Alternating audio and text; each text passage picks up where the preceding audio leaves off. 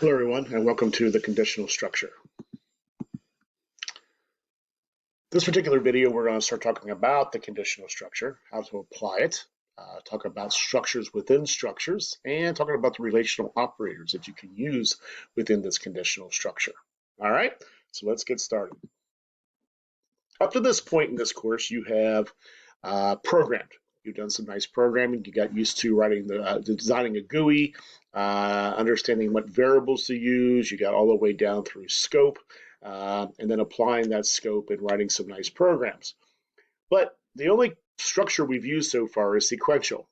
And though that's good, and that's a nice beginning, that's not truly programming. Programming really does take in the whole count of what ifs. That's what the conditional structure is all about.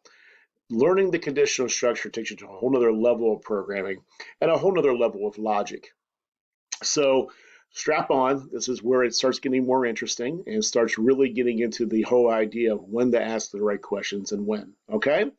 The iterative structure, we talked about this before, is something we'll talk about in programming too. Once again, not something we're going to do within this course, but you'll learn that quite a bit. Trust me, we're not going to miss out on the iterative structure. You'll learn it quite a bit when we get to programming too.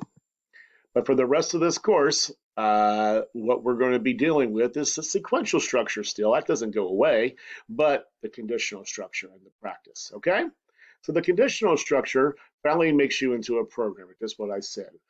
Programmers deal with the what if and what it is, and that is what the conditional structures do.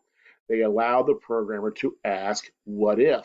Okay, and what do I mean by that? Well, there's all kinds of opportunities for, well, what if this happens, or what if this happens? What if they enter bad data? What if they check this or they do this? What if?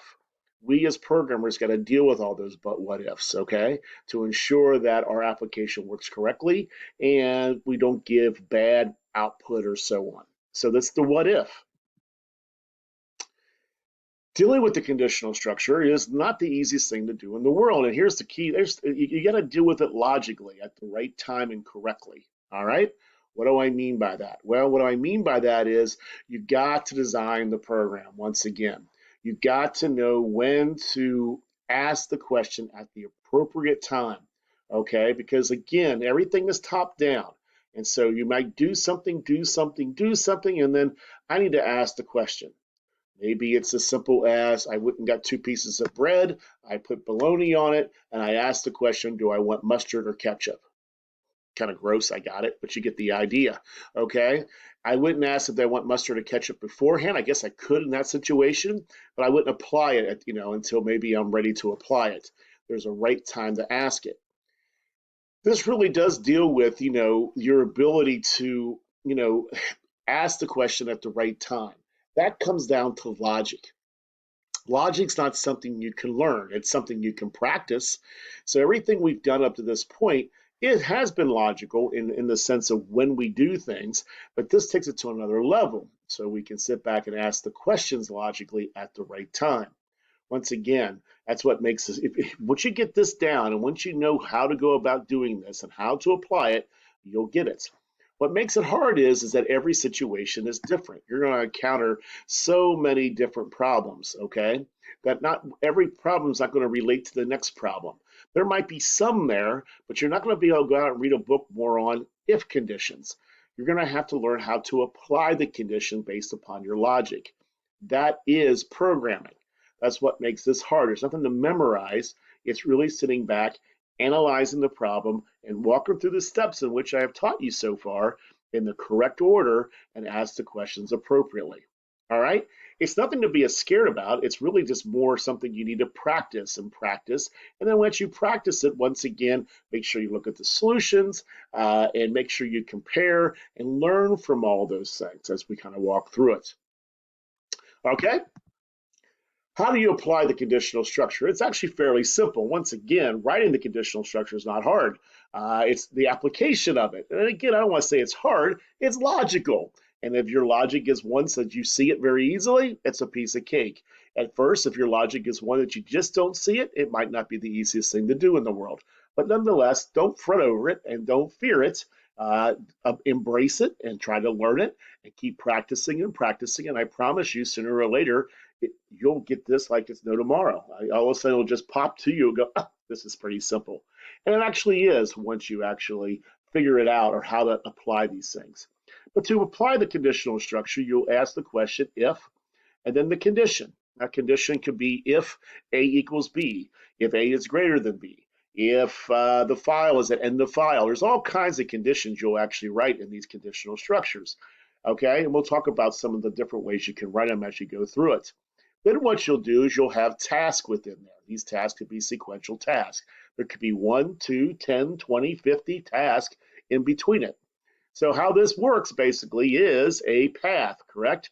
That I'm walking down the path, okay, and all of a sudden I'm going to either go left or I'm going to right based upon a decision. So in this case here, if this is true, if this condition is true, then we're going to do these tasks.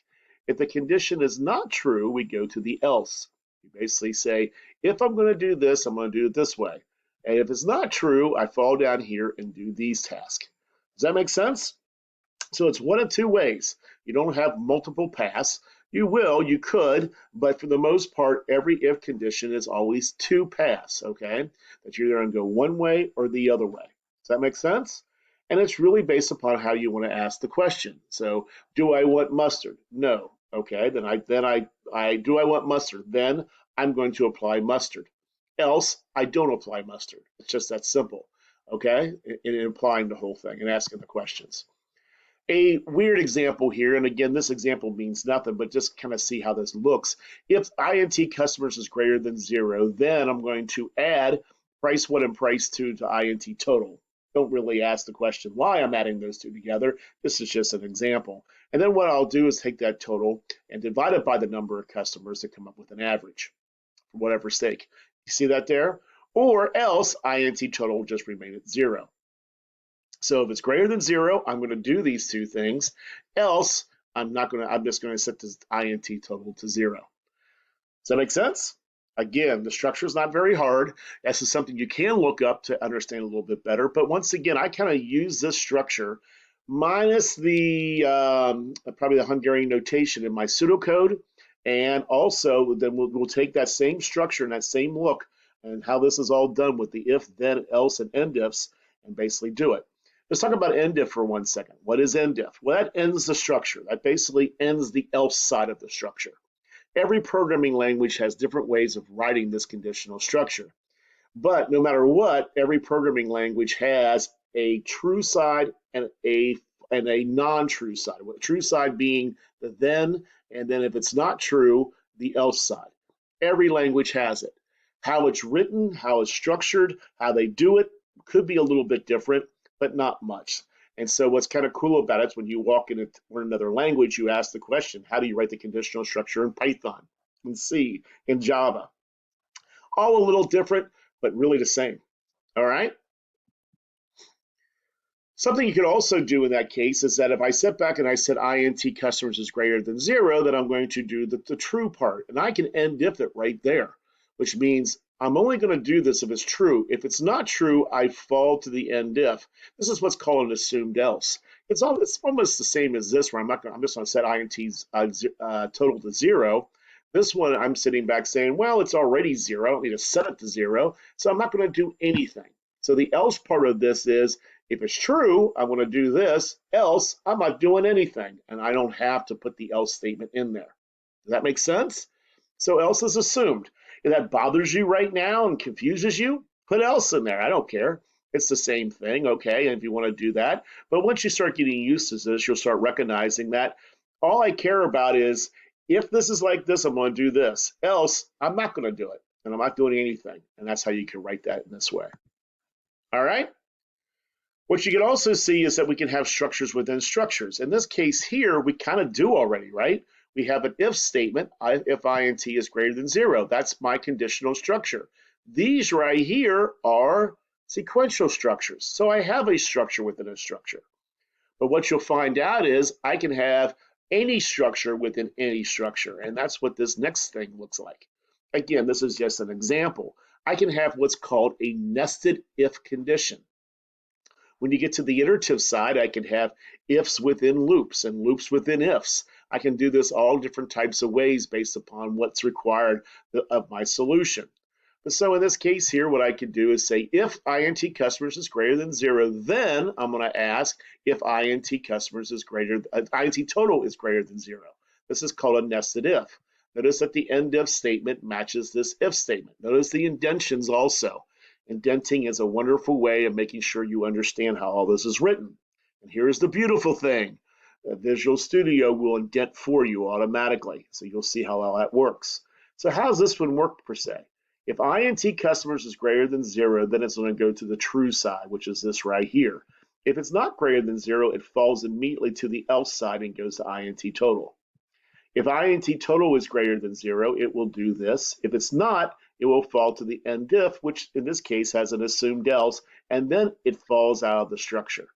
Once you do the true side, it falls out of the structure. If this is not true and it goes to the else, it will then fall out of the structure. You need to make sure you recognize how this works. Coming up in the next week or so, I'll show you how to debug your code and you can actually see it work. So you actually get a great idea how this actually works. But again, let's go back. I'm going to look at a couple things here. I want to make sure you understand. If this is true, okay, if it's greater than 0, it will do the true side and then fall out of the structure. It means it goes to the next line of the code.